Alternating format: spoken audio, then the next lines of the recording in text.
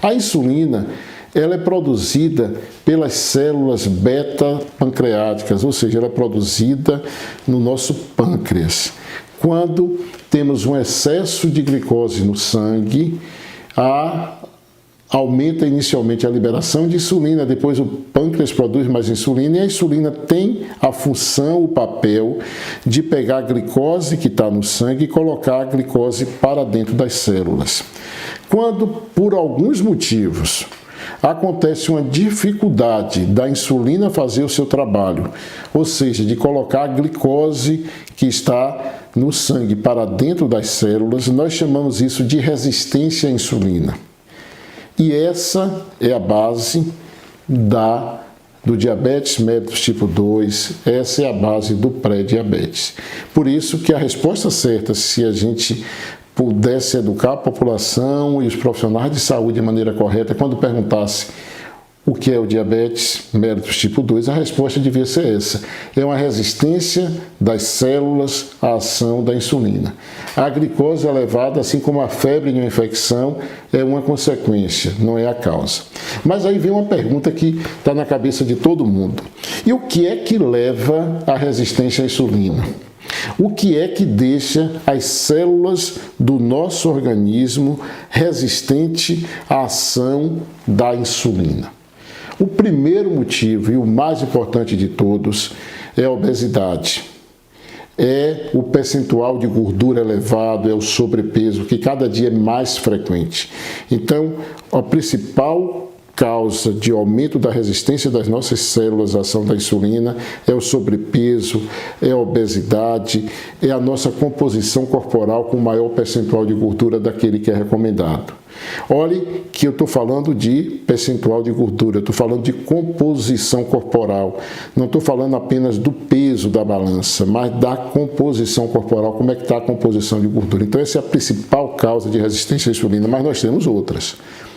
O sedentarismo, outra causa importante da resistência das nossas células à insulina. E as pessoas estão cada vez mais sedentárias. Outra causa muito importante é a alimentação. A alta ingesta de carboidratos, principalmente de carboidratos simples, de alimentos processados, de alimentos industrializados, dos açúcares de maneira geral, das bebidas açucaradas, dos sucos açucarados.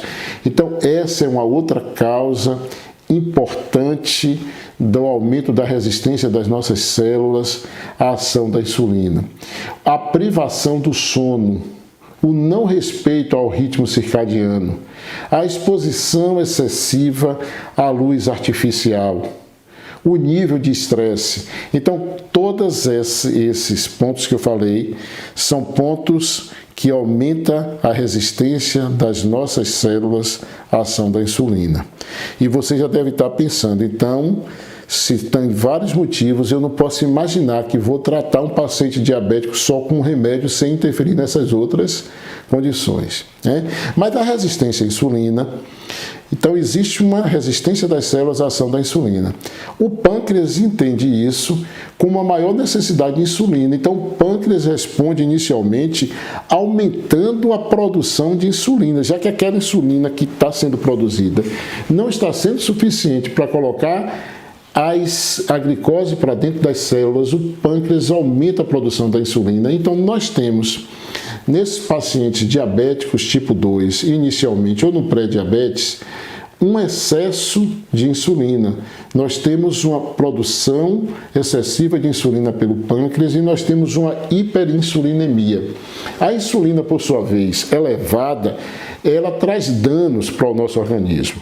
Um dos principais danos que a insulina elevada provoca é o aumento da obesidade. Ela retroalimenta, ela é um hormônio lipogênico, ela vai promover o acúmulo de mais tecido gorduroso ainda. Além disso, a insulina, ela provoca uma inflamação crônica subclínica. Ela provoca também a insulina em excesso. Ela lesa o endotélio vascular, a camada que reveste os nossos vasos, nossas artérias. Ela aumenta a quantidade do colesterol que dá problema, ou seja, ela aumenta a quantidade do LDL oxidado, daquela molécula de colesterol que é danosa para o nosso organismo. Então veja bem, a insulina em excesso, assim como ela lesa o endotélio dos vasos, ela aumenta a quantidade do colesterol que dá problema, que é do LDL oxidado. E isso facilita com que esse LDL oxidado, agora em excesso, ele penetre nesse endotélio vascular que está lesado. E aí inicia a produção das placas de ateroma, das placas ateroscleróticas, que vai dar as doenças vasculares, que é essas placas que vai dar o AVC, essas placas que vai dar o infarto, essas placas que vai dar o aneurisma, essas placas que vai dar as doenças nas artérias periféricas. Então veja que esse é o link, esse é o mecanismo que justifica a associação entre o diabetes mellitus tipo 2 e as doenças cardiovasculares.